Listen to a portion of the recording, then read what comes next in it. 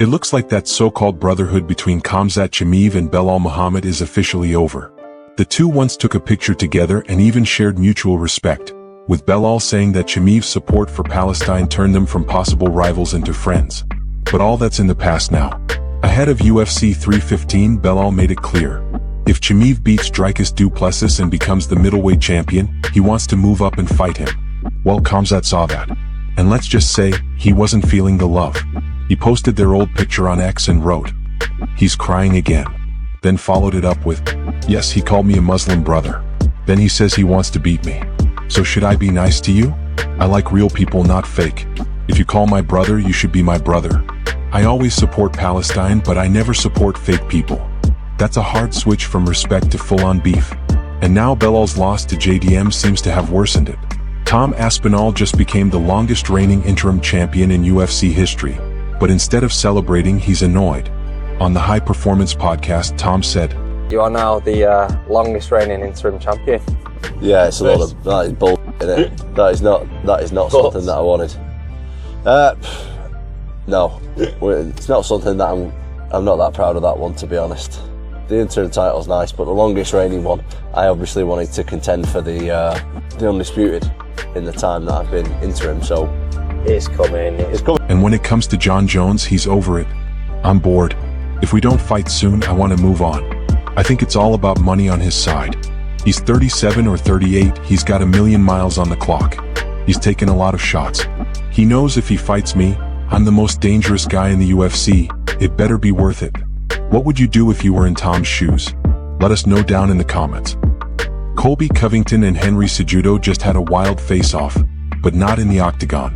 The two crossed paths at the Celebrity Poker Tour recently and things got heated fast. Cejudo looked like he was done with the trash talk and then boom, here comes Colby with the smoke. He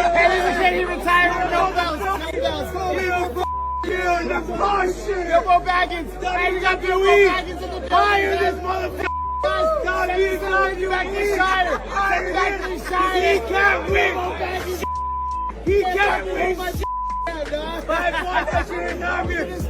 You too tired. Not once, twice, motherfucker. Hey guys, take that down. Take it in the yeah, continue to keep marketing. Double champ, Olympic champ, you ain't got I still not you're a bum. Remember you're a little guy though. Remember you're a little guy. What's up? Shark King. Shark King. Shark King's alive. Shark King's alive, bro. Yeah. These two genuinely do not like each other.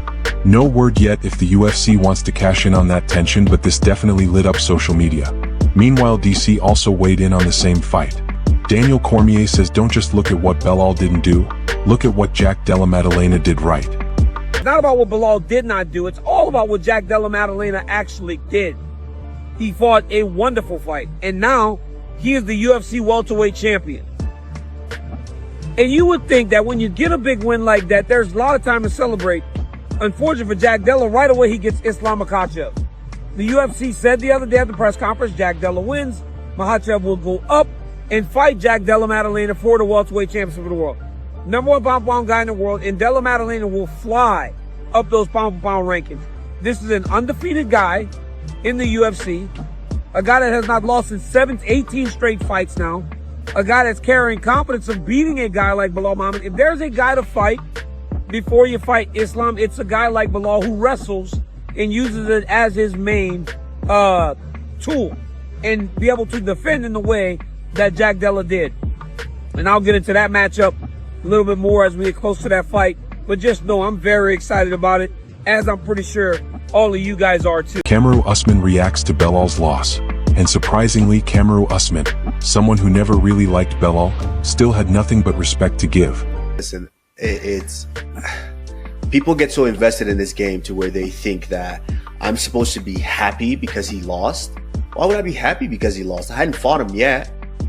You know, it wasn't that, yes, me and him weren't on, like, we weren't the best of friends.